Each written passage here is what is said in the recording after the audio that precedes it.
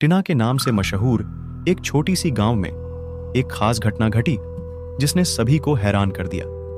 यह घटना किसी को याद नहीं रही, लेकिन उस गांव के लोगों के लिए यह एक भूतिया कहानी बन गई। एक रात गांव के सड़क के किनारे एक लाल रंग की मारुति 800 खड़ी थी।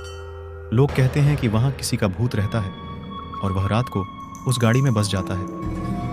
एक रोमांचक रात को गांव के एक युवक ने बच्चों के साथ खेलते हुए घर लौटने के लिए रास्ता कट कर लिया। उसके पास वह भूतिया मारुति 800 आई।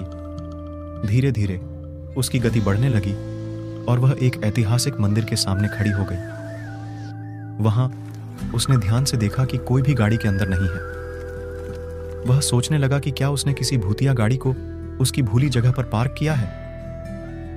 बेचैनी से उसने गाड़ी की तरफ देखने के लिए मोबाइल की फ्लैश चालू की। गाड़ी के पास पहुंचते ही वह देखता है कि कोई उसके पीछे से अचानक उसकी ओर धक्का देता है। उसकी सांस रुक जाती है।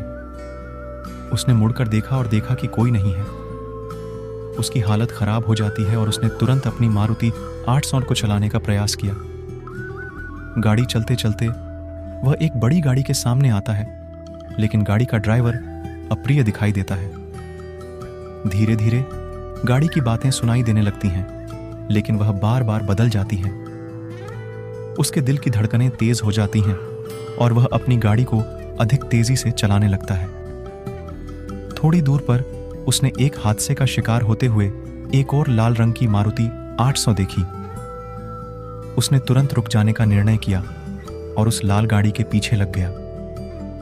गाड़ी के उस दरवाजे से बाहर आकर वह देखता है कि उसका दोपहर का दोस्त बैठा है, लेकिन उसका चेहरा बिल्कुल अनजान और दिखाई नहीं देता। उसके दोस्त की आंखें रोशनी से भरी हुई होती हैं और उसने उसको देखकर आंदोलन करते हुए कहा, तू भी यहां कैसे? उसके दोस्त की आवाज बिल्कुल भी उसकी सदी की नहीं थी। उसके दिल में एक गहरी डर बैठ गया था। उसने तुरंत अपनी गाड़ी चलाने का निर्णय किया और गांव की ओर रवाना हुआ।